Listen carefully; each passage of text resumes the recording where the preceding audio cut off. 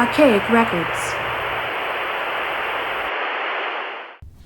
Hey, what's up, everybody? It's Archaic Records here with you again. My name is Jamie, coming at you from Nashville, Tennessee.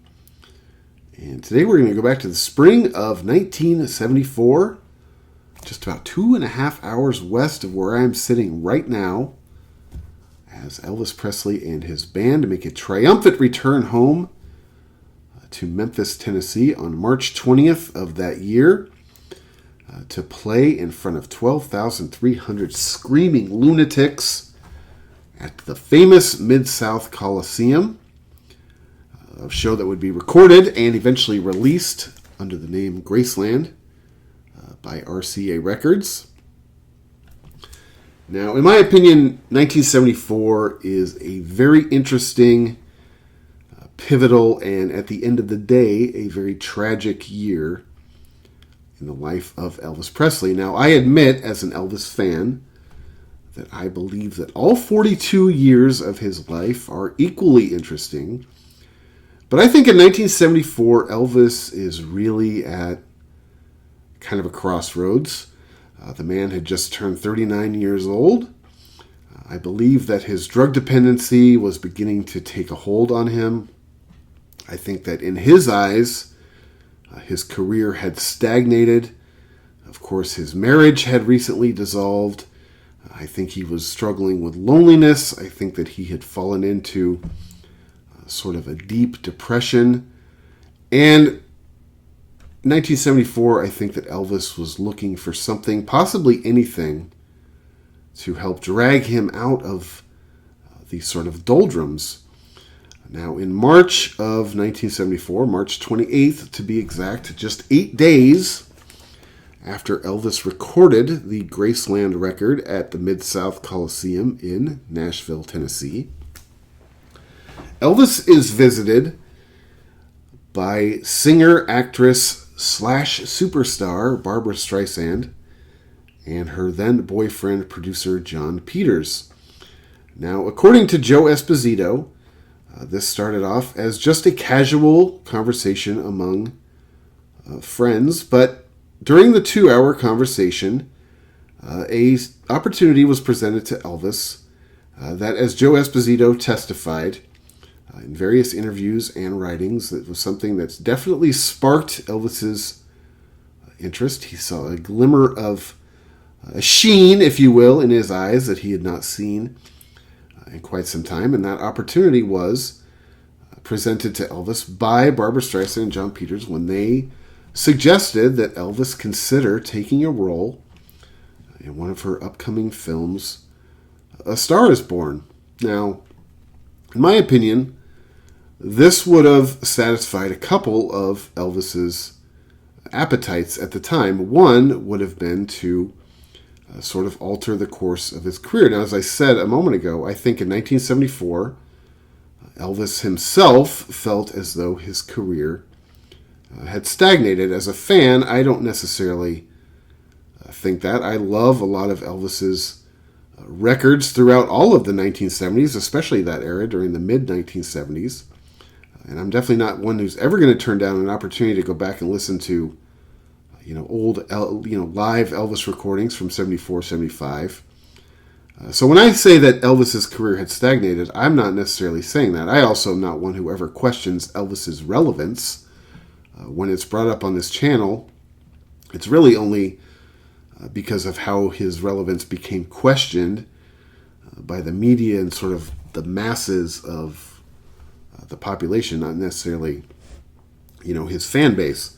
Another thirst this would have quenched, if you will, would have been Elvis's desire to have been taken seriously as an actor and have an opportunity to perform in an authentic, real, dramatic Hollywood motion picture, something that he had wanted to do since his career, his film career, I should say, came to an end in the late 1960s. According to Joe Esposito, this was something that Elvis was very excited about when this conversation ended. Elvis left it on the note with Barbra Streisand and John Peters that he would have to run this past his management team. And of course, as we all know, at the end of the day, it was decided that in Elvis's best interest, he would, take a pass on this opportunity, and he would continue the career trajectory that he was currently on. Now, I've talked to a lot of Elvis fans, and I've read a lot of things about Elvis, and I've seen interviews with people who are both fans and people who existed in his inner circle.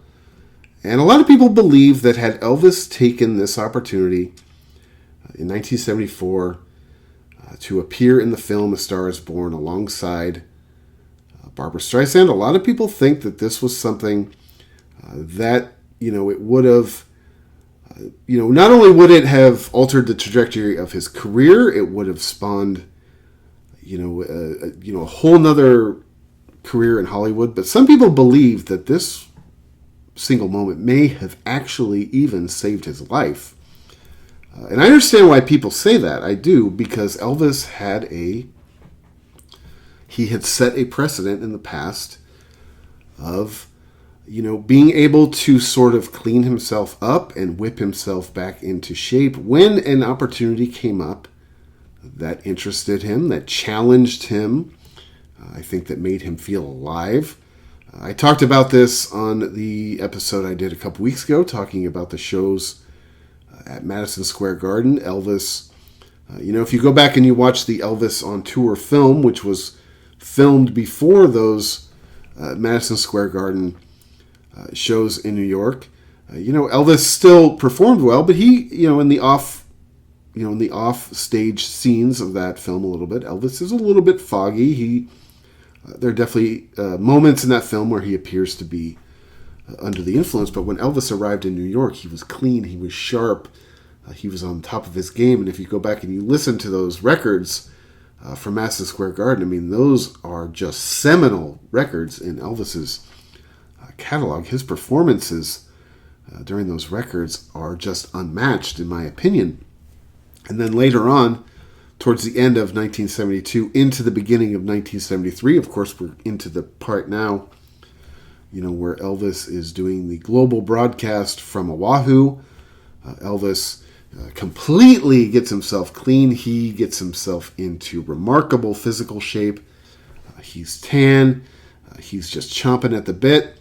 And you go back and you watch that Aloha show, or you listen to the Aloha record. Now, I'm of the opinion, at least, that the Aloha show and the Aloha record aren't necessarily, to me, the most exciting Elvis recordings ever made, because basically it comes across as if he's playing in front of a studio audience for a television special. It doesn't have any of the energy or the authenticity of an actual Elvis show like the 1972 New York records do. And on the Aloha record, in my opinion, Elvis is, his performance is great. I'm not saying it's not great. It's spot on. It's perfect, but it's a little bit muted. Whereas you go back and you listen to the Madison Square Garden record, 1972. Elvis is just like, he's breathing fire during those shows.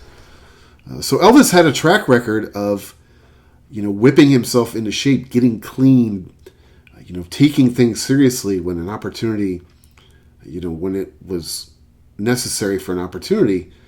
But, at this point in time, March of 1974, we are over a year removed from the Aloha show. And one thing I can tell you, and I'm not an expert by any means, but one thing I can tell you is that addiction is a progressive disease. And by March of 1974, Elvis was another year and 3 months into this disease from where he was in January of 1973.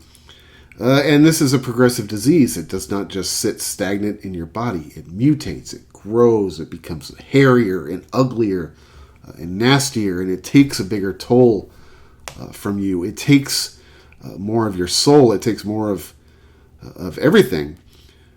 So to assume that in 1974, Elvis would have been able to just, shake it off and, go back into, serious mode where he gets himself cleaned up. I think you're, like I said, there's a track record of that, but I think you're jumping to sort of an unreasonable conclusion to think that, this could have saved Elvis's career, and at the end of the day, saved his life. I mean, sadly, looking back on it, in my opinion, and again, I'm no expert on this, but, the only thing that was ever going to save Elvis's life was him. At a certain point in time, he was going to have to become honest with himself. He was going to have to quit living in denial. And only he could have, made the decision to, alter his behavior, get help, admitted that he had a problem. Now, when I say get help, I'm not necessarily saying he has to go into, treatment. But, Elvis was really the only one at the end of the day that could have saved his life. So when people say that this film could have saved Elvis's life, I understand where they're coming from. I do believe, in my opinion, that's a little bit of a simplistic way of looking at it. But not only did this film not save Elvis's life, due to the fact that he was pressured into passing on this film by Colonel Tom Parker and I believe a lot of the members of his inner circle, I think this film opportunity actually had a very tragic impact on Elvis's life. I believe that this was an incident that really took the wind out of Elvis's sails. I think this was one of the last things that really sort of, sapped his will to live, sapped his will to get better. And I think for the first time, maybe ever, sadly, Elvis began to see, through the facade of the people in his inner circle. Now, I believe, in my opinion, by 1974, if not way before, Elvis believed and knew that Tom Parker was a scoundrel. But I do believe that Elvis, for many years, he believed in the people that were in his inner circle. Talking about people like Joe Esposito, Jerry Schilling, Red and Jerry West, Billy Smith, Lamar Fike. And I think it was around this time when Elvis first began to sort of see through that facade. Now, I'm not suggesting that a lot of these people didn't start off as friends, but at a certain point in time, I think Elvis realizes that these people aren't necessarily really his friends. These are people who are employees. These are people who are, dependents. These aren't necessarily friends. I don't know if you've ever had a situation where you've had coworkers or employees, but there's a big difference a lot of times between having coworkers and employees, and sometimes that line can blur. Sometimes employees become friends, coworkers become friends, but most of the time they're just people that you associate with, in your work life. And I think that Elvis around this time began to realize and distrust the people that were quote unquote in his inner circle. Now, the only one of the people in Elvis's innermost circle that I have any amount of respect for at all is Joe Esposito. I've always held fast that Joe Esposito was somebody who truly loved Elvis. I think he's somebody who always had Elvis's, best, in heart, or his, he always wanted the best for Elvis. But when it came to the West brothers and Lamar Fike, Billy Smith, and even Jerry Schilling, I think a lot of those people did not have Elvis's best interest at heart. And I think, at the end of the day, doing something like the 1970, the film, A Star is Born, that he was offered in 1974, I think it would have been something that was too big of a risk financially. They knew what they had in Elvis continuing to tour and put out records. And regardless of how miserable it made him or how, creatively unsatisfied he was, or no matter how much his drug addiction was dragging him down, no matter how much, his health was beginning to decline, these people needed Elvis to line their own pockets and put bread in their bellies. And in the case of Lamar Fike, that's no small order, son! And yes, that was a fat joke directed at Lamar Fike. Now, I'm not necessarily somebody who is pro-body shaming, But in the case of Lamar Fike, who, in my opinion, is one of the most reprehensible people next to Tom Parker in the entire, Elvis, entourage. I mean, the guy, I don't think ever owned a mirror in his life. But, I think that it's interesting to go back and think about what would have happened, had Elvis decided to, or been allowed, you should say, to make the film A Star is Born with Barbra Streisand. Of course, the film A Star is Born ended up being released in December of 1976. It starred Barbra Streisand along with Chris Christopherson in the role that apparently was first offered to Elvis Presley. This film met incredible commercial and critical acclaim. I mean, that must have just crinkled Elvis's panties when he saw how well this film did. Of course, by December of 1976, Elvis was basically hanging on by a thread. And the question I have about this film, and I'm going to be perfectly honest with you, man. I'm not a big fan of A Star is Born at all. For one thing, I'm not a big Barbra Streisand fan. I mean, I'm a guy, I guess. Maybe that's a guy thing. I'm not really a huge fan of Babs. And as far as, Chris Christopherson goes, I have a lot of respect for him as an artist. I think he's an incredible songwriter. But I don't know, man. To me, as a performer, and especially as a singer, he's just somebody I don't really get it. I don't necessarily like his voice.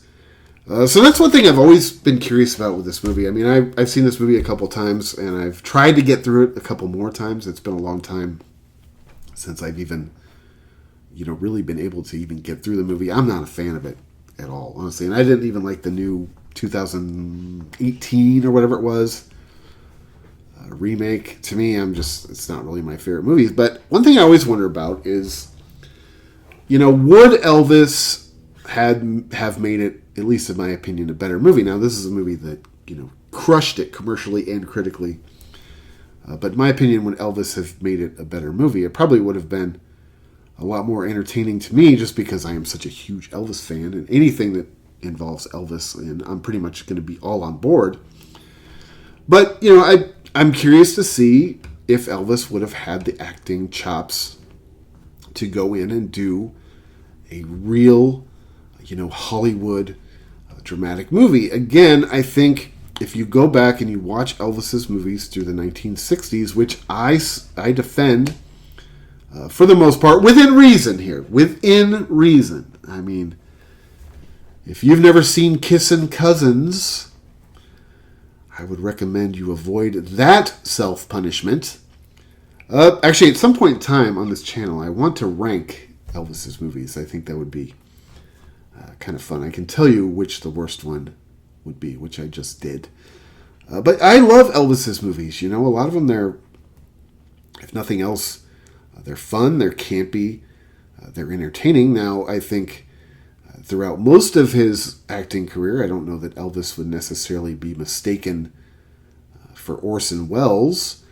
So I think it's kind of it's an interesting ponderance, if you will, to think if Elvis could have done that, if he could have taken what he was doing in the late 60s and actually, applied himself to this, this craft and became a legitimate, Hollywood actor. Like I said, I'm not a huge fan of the movie A Star is Born, but Chris Christopherson is, at least in that movie, if you, like the movie or not, which like I said, I don't really, but, and I'm not a huge Chris Christopherson fan, but he's a better actor than Elvis, showed us, at least in, the 1960s. And I like a lot of those Elvis movies. I like Elvis movies a lot more than I like A Star is Born, to be perfectly honest with you. But I think it would be interesting to see, had Elvis been given the opportunity to appear in the film,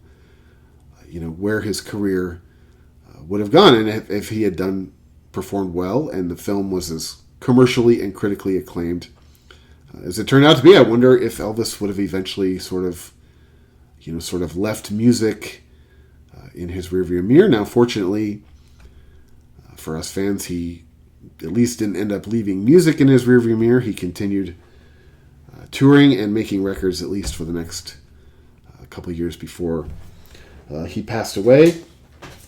But anyway, let's get into this record just a little bit. This record was, as I mentioned before, it was recorded on March 20th, 1974, as Elvis returned home to Memphis after what was just an excruciating March tour of that year. Now, you go back and you look at Elvis's March schedule leading into this show in 1974. On March 1st and 2nd, Elvis was in Tulsa, Oklahoma. March 3rd, he was in Houston, where he performed 2 shows on March 3rd. March 4th, he was in Monroe, Louisiana. March 5th, he was in Auburn, Alabama. March 6th, he was in Montgomery, Alabama. And then he looped back to Monroe, Louisiana for shows on March 7th and March 8th. March 9th, he was in Charlotte, North Carolina. March 10th, he was in Roanoke, Virginia. March 11th, he was in Hampton Roads, Virginia, a place I had to look up on the map. I didn't even know that was a place. I never heard of it before. March 12th, he was in Richmond, Virginia. March 13th, he was in Greensboro, North Carolina. March 14th, he was in Murfreesboro, Tennessee. I spent a week there one night. After that, he did 2 shows on March 15th in Knoxville. And then the very next day, he did 2 shows on March 16th in Memphis. So that was 4 shows in 2 days, including traveling clear across the state of Tennessee. That must have been not much fun, if you ask me. On March 17th, St. Patrick's Day, a day off, mercifully, but really, if you think about it, not a very relaxing day off, because on March 16th, Elvis played 2 shows in Memphis, and on March 18th, he was back in Richmond, Virginia, so on March 17th was probably a travel day. It probably wasn't anything that was very relaxing. March 19th, he's back in Murfreesboro, Tennessee. I mean, going to Murfreesboro twice in 1 month should be punishment for human trafficking. If you haven't been to Murfreesboro, Tennessee, count your blessings, my friend. And on March 20th, Elvis returned home to the Midsouth Coliseum in Memphis, Tennessee, where he recorded this show. Of course, it is called Graceland on RCA Records. This record was released in June of 1974, and it was certified gold in July of 1999. Now, I really love the album artwork on this cover. It's got a really snug picture of the house, and on the back cover, it's got a really beautiful picture of the gates at Graceland. Now, I have to tell you, I absolutely love Memphis. It's one of my favorite cities in the country. My Elvis fandom notwithstanding, I love Memphis. Like I said, it's one of my favorite cities in the country. If you haven't had an opportunity to go to Memphis, I can't possibly recommend it enough. And not just at Graceland or Sun Studios, which are both, life-changing experiences, or at least they were for me. The entire city of Memphis is unbelievable. I mean, honestly, if it were up to me, I would probably rather live in Memphis than Nashville. Now, my wife doesn't necessarily agree with that. And I don't have a problem living in Nashville. Nashville's fine and dandy with me, but I do prefer Memphis. My wife and I actually got married in Memphis a couple of years ago, partly based on the fact that I am a big Elvis, nerd. It's funny living out here in Tennessee. I will say this about the whole Memphis-Nashville thing. For 2 cities that are reasonably close together, about 200 miles exactly, you couldn't find 2 cities that are just more different from each other. And it's funny living on this side of the equation. People in Nashville tend to be a little bit more snooty and uppity And they have a tendency to sort of look down their nose on Memphis a little bit. It's funny, too, because Nashville's so, like, transient, especially now we're going through this just massive, influx of people from all over the country. I always tell people, nobody is from Nashville who lives here anymore. In fact, when you do meet somebody from Nashville, and I have a job where I work with the public every day, and I talk to people all day, every day. Whenever I meet somebody that's actually from Nashville, I find it to be quite interesting, actually. Especially, I like to get their opinion and their attitude about all the change and the growth that the city's gone through, really since like the mid 2010s. Really, though, I think it was COVID that just sent this thing into overdrive. But I feel like everybody I meet here is from either California, New York, Chicago, Seattle, Florida. I mean, this city is just like blowing up. And, it's got like it's a little bit more affluent. It's got a little bit more of an attitude about it. Like I said, I feel like sometimes it's a little bit more uppity. I think status is kind of a thing here. It's got kind of an LA, entertainment industry sort of vibe, whereas Memphis is very authentic. It's very, Memphis is just sort of, Memphis. And people always say, well, nobody moves to Memphis. Everybody that lives in Memphis is from Memphis. So Memphis just kind of has a feel. It never really, changes that much. Whereas Nashville, you could leave Nashville, come back 6 months later, and it's a totally different city. My wife and I lived in Nashville for a year back in 2016, and we ended up leaving. And we came back in 2020 when we moved here this time. And between 2016 and 2020, the city had changed dramatically. I remember we drove into the downtown area, and I remember thinking, like, man, was it always this big downtown? I don't remember it feeling like such a city down here. In fact, that was one of the things that we didn't like about Nashville the first time we lived here, because we're both my wife and I are more like city people. And at the time, Nashville felt like a little bit too much of a cow town, whereas now, Nashville feels like a legitimate city. Not that it wasn't a legitimate city, but I've always sort of, preferred Memphis. I love the culture out there. I love the music history. I love the food.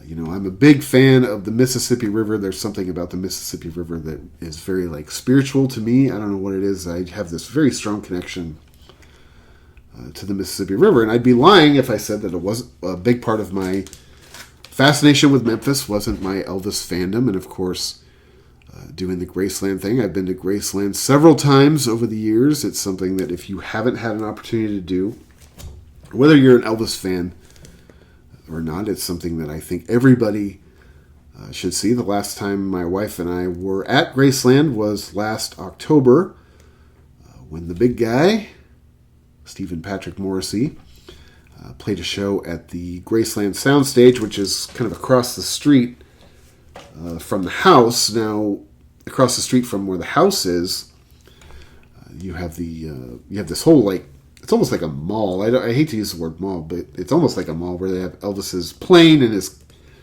car museum, and they have, places where you can get food and the poster shop and the t-shirts. And I don't know if it's still there or not, but the first few times I went to Graceland, they had the CD store, and I know people don't really buy, CDs anymore, but it was a place where you could go buy Elvis CDs. A lot of the live, especially a lot of the live, kind of hard to find, maybe sort of unofficial live CDs. I remember I bought it. I went there the first time. I think I dropped like literally $300 on those Elvis live CDs that were sort of like unofficial releases. Anyway. This record, as I mentioned, was recorded on March 20th, 1974, in front of 12,300 hometown fanatics at the Midsouth Coliseum. This record features most of the usual suspects in Elvis's band. Lead guitarist Jerry Burton, John Wilkinson on rhythm guitar, Charlie Hodge on scarf duty, Glenn Hardin on piano, hard-working Ronnie Tutt behind the skins, Duke Bardwell on bass, who at this point in time was standing in for Jerry Schiff, who I believe was on a leave of absence from Elvis's band at the time. Of course, Kathy Westmoreland, the Sweet Inspirations, and J.D. Sumner, and the Stamps Quartet. Now, my personal opinion of this record is that this record is very enjoyable.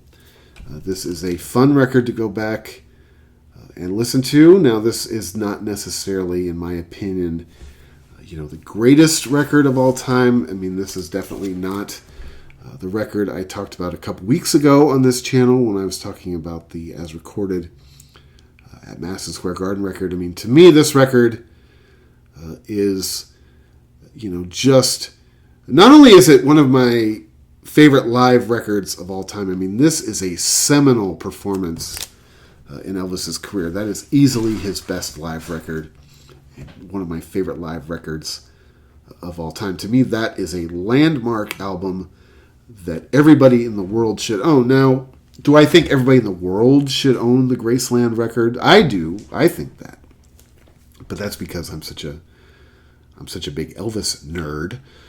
But I think this record is enjoyable. I say this pretty much about every live record by every artist. I mean, this to me is a historical document. This is an archive piece.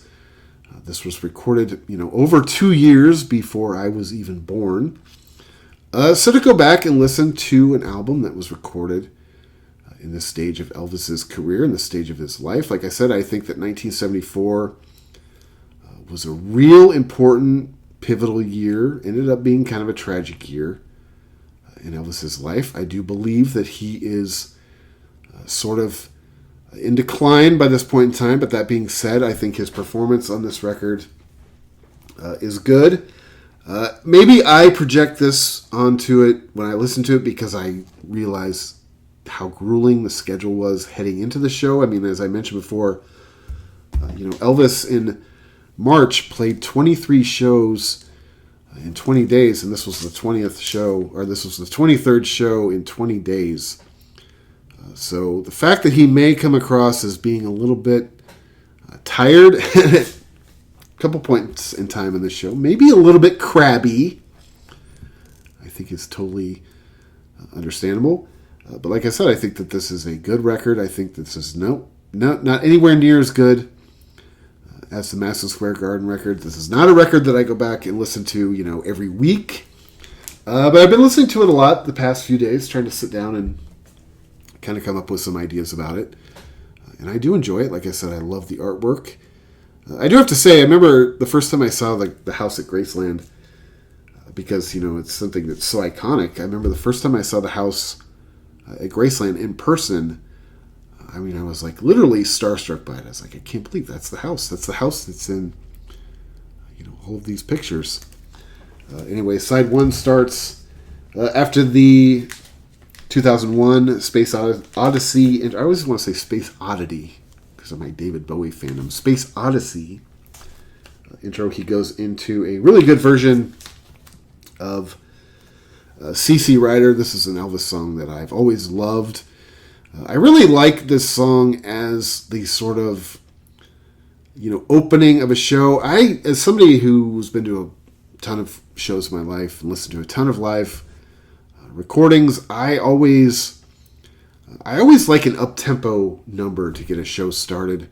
I think CC Rider for Elvis was a great song to sort of, get the show started. In fact, when I went to go see the big guy Morrissey at Graceland in October, he came out, and the very first song he did was a very down-tempo, obscure Elvis cover. And a lot of the crowd who, Morrissey fans, I think a lot of them are sort of Elvis fans, but even people who are casual Elvis fans, it was a song that was sort of obscure and very down-tempo. It totally threw the crowd off for the first song of the show. And then he came out, if you know anything about Morrissey, he came out and he did his biggest solo song, Suede Head, after that, which got the crowd, jumping. But I love CC Rider as, an intro. It gets the crowd going. I think the intro goes, the sort of intro music of Elvis flows right into it nicely. After this song, though, Elvis kind of gets right into it with a fan, and this is where you can sort of pick up on the fact that Elvis may not, for one thing, he may not necessarily be in the best mood because he's just done 21 shows in 19 days. But he's also coming across as being a little bit, agitated and a little bit cloudy. And I love this interaction with this fan because if you've ever had to deal with somebody in public who is somebody who's just worked in customer service, too long, that's what Elvis sounds like in this interaction with this fan, who is apparently, if you listen to the record, you get the sense she's sort of standing kind of behind the stage. And Elvis almost immediately has very little sense of humor with her, you can sense, although he does try to sort of joke it away. I love this interaction between, Elvis and this fan. That's one of the things I love about going back and listening to some of the later, some of the later live recordings in Elvis's career, especially when you get into, 75, 76, 77.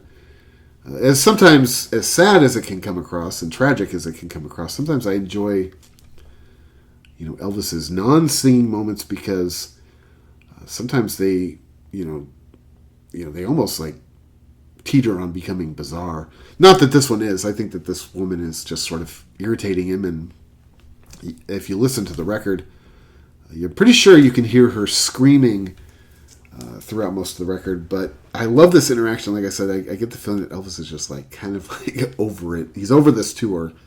I feel like he's ready to be home in bed, and this lady's not making his job any easier. At one point, he jokes that she's louder than he is. He has a microphone. He also, at some point, and I'm not sure if it's right after this song or after the next song, she's screaming at him to turn around, turn around. Obviously, she's sort of behind him, and he jokes, he's like, lady, I'm going to turn around as much as I can without getting dizzy and falling off the stage. This next song after that is I Got a Woman. This is another song I've always loved, Elvis's live versions of. This is a great version of it. I always love the build-up at the very end of the song, where he kind of breaks into the song Amen before he closes out. I Got a Woman. I think it's a great performance on this record. Elvis's voice on this record. And, that's one thing that's not debatable, right? Like, as an Elvis fan, that's one of the fun things about being an Elvis fan. Everything's fun about being an Elvis fan, but one of the fun things about being an Elvis fan are those conversations you have with other fans where you can kind of, debate and argue and, you get into it with people about aspects of his career and songs and eras and movies, and it's just fun. It's fun to be opinionated and be passionate with other people that are opinionated and passionate. But one thing that's non-debatable, and you can talk about anything else is negotiable in the world of Elvis. But one thing you cannot ever accuse Elvis of, and you can accuse him of a lot of things, especially towards the end of his career, but you can never accuse him of losing his voice. And the song I Got a Woman is just great. His voice sounds great. And like I said, I always love the build-up. Right before the end of that song when he does the kind of amen in the middle. The next song after that is one of his older songs, Love Me. It's okay. It's kind of an abbreviated version of the song. His voice sounds great. By this point in time, 1974, man, you get the impression that Elvis is just over these old rockabilly songs. I mean, some of these songs by 1974 he's been singing for 20 years. So you can't blame him. I've always said this too. I love rockabilly Elvis. I love that era of his career. I don't say this to be unfashionable, but I've always sort of thought that 70s was my favorite era of Elvis's career. It just kind of is. I think it's definitely the most interesting. But I do love rockabilly Elvis, but these old rockabilly songs, he's just not really interested in them anymore, which is to say that his voice doesn't sound great, because it does, but he's just not pumping any life into this thing. And the way the band makes it sound, the 70s band with the 50s music, it doesn't really translate very well to me. I think this is an okay version of this song. I love the song Love Me. The next song after that is Trying to Get to You, another song I love, a great performance of it. on this record. After that, he goes into about almost a 4-minute medley with Long Tall Sally, Whole Lot of Shaking Going On, Your Mama Don't Dance, which is an old, wasn't old at the time, but now it's an old Loggins and Messina song. It's funny, too. Elvis, when he would sort of throw these like contemporary songs in to his set and stuff, it was funny. Some of the songs he picked were always sort of funny to me. And this one in particular, Loggins and Messina, I can't imagine Elvis being a Loggins and Messina fan, although it could be, maybe. But again, and then he does Flip, Flop, and Fly, Jailhouse Rock, and Hound Dog. Yeah, and this is a big medley. It goes quick. It's like 3.5 minutes long. Like I said, the Loggins and Messina thing, I could personally live without. And this is just a bunch of old songs that you kind of get the feeling he's just trying to rush through as many of them as possible. I'm not a huge fan of these medleys that Elvis did throughout the 1970s. I think especially this one's just got so many pieces to it. It's a little bit overly ambitious, and honestly, at the risk of sounding unfashionable, I've just never liked Jerry Lee Lewis. I've never been a fan of Jerry Lee Lewis. I don't like the song Whole Lot of Shaking Going On. I always associate it with Jerry Lee Lewis. I'm just not a fan, sorry. If you love The Killer, that's cool. I'm not judging you. It's just somebody I've never liked. I've always thought of him as just being a big asshole, to be honest with you. And very overrated also. So, this medley, it's okay. Like I said, I love Jailhouse Rock. Flip, Flop, and Fly is great. Long Tall Sally's cool, but Whole Lot of Shakin' and Your Mama Don't Dance, it's not. This is kind of a lower point on the record for me, but after that is a solo song by J.D. Sumner and the Stamps Quartet, Why Me Lord. To me, I don't really get why this song is on the record. To me, this is definitely the low point of the record for me. Now, if you have a song like this in the live set while you're touring, that's great. I don't understand why this song made the record. Now, this is maybe just my opinion on the situation, but I don't buy an Elvis record to listen to J.D. Sumner and the Stamps Quartet. Now, they're fine as a vocal accompaniment to Elvis, but I'm not interested in listening to J.D. Sumner and the Stamps Quartet sing a gospel song. I'm not really the biggest gospel music guy in the world. Now, I get Elvis was, and I have all the respect for that. Elvis loves, gospel quartets. We all know that.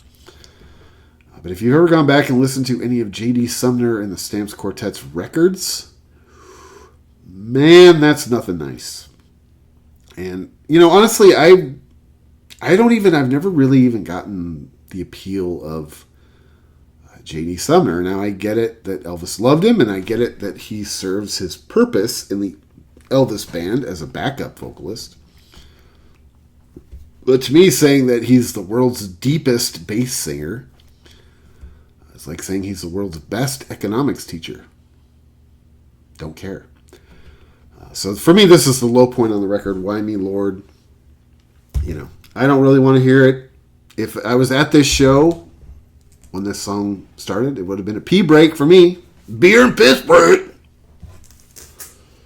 After that, Elvis comes back out and he sings How Great Thou Art. Now, I realize I just said that I'm not a big fan of gospel music, which I stand by, but I love Elvis's version of How Great Thou Art. I always have. This is a song. I mentioned it a couple weeks ago when I was talking about the New York shows. That was a show. This was a song that when Elvis went to Madison Square Garden, he was urged to, maybe not play live. But, Elvis was a man of tremendous faith. He was very proud of his faith. He didn't hide from it. And his performances of How Great Thou Art, over the years were always amazing. In fact, this performance of this song earned him a Grammy in 1975 for Best Inspirational Performance. That was his third Grammy win of his career. I love this version of the song. I love How Great Thou Art. I love when he sings it. I mean, his voice is almost like operatic on this song. It always reminds me when he sings a song that appears later on this record also, which is American Trilogy. I mean, that was a song he was also urged not to play in New York. But, you can't imagine a live Elvis show, at least without American Trilogy.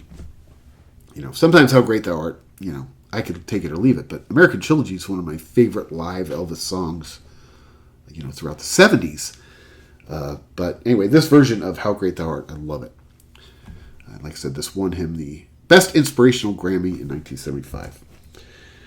Side 2 starts off with another medley, Blueberry Hill, which goes into I Can't Stop Loving You. 2 songs I love, son. You don't have to convince me about how great Fats Domino is. I know. I'm there. I'm a fan. That being said, this version of Blueberry Hill, I associate that song so much with Fats Domino that it's hard to hear anybody else sing it, including the King, who, of course, has a better voice than Fats Domino, and I would take Elvis over Fats Domino every day of the week. But there's something in this performance of Elvis's performance of Blueberry Hill that I don't necessarily love. I think he saves this medley with the second half of it, which is I Can't Stop Loving You, which is a song I absolutely love. Which is not to say that I don't appreciate Elvis doing Blueberry Hill. It's just, I don't know. It doesn't really fit his voice. And I feel like when he does the song on this record, he does this kind of affect on his voice where he tries to make it sound more like Fats Domino, which is just impossible, in my opinion. After that, he does a song called Help Me, which at the time is a new song, a song which appears on the studio album Promised Land. And man, I love the song Help Me. I love the album Promised Land. That is a record that I listen to all the time still. And, at the beginning of this episode, I mentioned how Elvis, I think he thought that his career had sort of stagnated. He got tired of sort of touring around, these second-tier cities, recording albums that he did not necessarily believe in. Now, I think that those records, especially Promised Land, man, I love that record. I love the song Help Me, and I love this version of it. If, nothing else on this record, and I like this record, I didn't mean it to sound like that, but I think if nothing else for that song on this record, that song is a new song, at least to him at that point in time. So this performance of it, he actually sounds like he is semi-excited about it. I wouldn't say that Elvis on this record necessarily sounds overly excited about what he's doing on stage. But I think when he does Help Me, and then into the next song, which is American Trilogy, he does. And I think Elvis always sounded excited to play American Trilogy. Like I said on the last episode about talking about the New York shows, American Trilogy was a show that he was urged, or at least asked to consider leaving out of the set list in New York. Of course, he didn't. He performed it live amazingly, which he always did. But this song, to me, American Trilogy, is Elvis. Of all of the songs that Elvis, recorded during his career, to me, American Trilogy, is Elvis. He's a Southern kid. He is a man of tremendous faith. He's very proud of his faith, and he is very much in love with his country. And every time you hear Elvis sing American Trilogy, it still, to me, makes the hair on my arms stand up. I've never heard one instance on one show going through all of the shows, hundreds of shows I've listened to from Elvis in the 1970s. And some of those shows are just straight up shambles. He never mails in this song. And this performance of it is excellent. It's probably one of the high points of the record. Actually, my favorite song on this record is the Help Me, honestly, because it's a newer song at the time, and I feel like Elvis comes across as being semi-interested in it, and I just love the song Help Me. After that, Elvis does Let Me Be There. Great performance of that song. Another song I absolutely love. After that, he goes into My Baby Left Me. Another good version of this song. Elvis Energetically on this song isn't necessarily at 100%, but again, he's just done, 21 shows in 19 days leading up to this show. He's beginning to, at this point in the show, at least he's beginning to at least feel, it sounds like he feels a little bit like he may be running out of fuel a little bit, which is understandable. After that, he goes into another one of the songs that I really like a lot throughout, Elvis's 70s performances when he busted out, which is Lottie Miss Claudie. Now, I said earlier I don't always like, some of Elvis's earlier recordings in the 1970s style, and I do stand by that, but I've always liked this song live. I think the band plays it pretty well. I think Elvis is always sort of, pretty interested in it. This isn't a song that was always, a part of the set list. After that, Elvis closes out with the famous song from Blue Hawaii, Can't Stop Loving You. An excellent performance of this song. One of my favorite live songs throughout Elvis's entire career in the 1970s. Of course, this closed out pretty much every show throughout the decade. And of course, the band goes into this sort of extended exit as Elvis, I'm sure, as we talked about on the last video I did about 2 weeks ago talking about the New York shows. I always picture, because you see it in the film Elvis on Tour, as the band's playing the outro, Elvis is just, a full gallop to get out of the building before the band even finishes playing. I always picture this in my head. This is a dumb observation. I admit it, but I'm a dumb person, so you'll just have to bear with me. But I always picture, whenever I listen to this record, because it's, last night of the tour, it is in his hometown. I always picture Elvis being neatly tucked into bed before the song ends. I know it's real funny. Anyway, if you haven't gone back and listened to the Graceland record in a while, I would definitely recommend it. Like I said, this is not necessarily, one of the, most essential records in Elvis's catalog. Going back and comparing it to the shows, the record from Madison Square Garden in New York, which to me is, like I said, it's not only, Elvis's best live record, in my opinion. It's one of my favorite live records of all time. This one isn't quite as much. I would say that this one is definitely enjoyable. I think it's fun to go back and listen. Like I said, all of these to me are pieces of the time capsule. They're archive pieces. They're historical documents. And to me, this is sort of what Elvis must have sounded like in March of 1974. It's also interesting to think that, basically a week from this night, the show in Memphis, Elvis was going to meet with Barbra Streisand and have a fateful conversation that really could have sent his career in sort of two different directions. Of course, he ended up at the advice from his management. He ended up, passing on an idea, like I said earlier, a potential opportunity that a lot of people still think may have ended up saving Elvis's life at some point in time. It's, interesting to think about. I think everything about Elvis is interesting to think about. That's why we'll continue to do these Elvis episodes every couple weeks, because I never get tired of talking about the King. I've been a huge fan of Elvis going back quite some time. I will have to say that to you. Anyway, man, thank you so much for checking out this video. This is Archaic Records. My name is Jamie, coming at you from Nashville, Tennessee. Be sure to go out and support your local record store. Check back every week for Morrissey Monday, a weekly celebration of all things Morrissey and the Smiths, as well as other record content and album reviews throughout the week. And until next time, my friends, I'll talk to you then.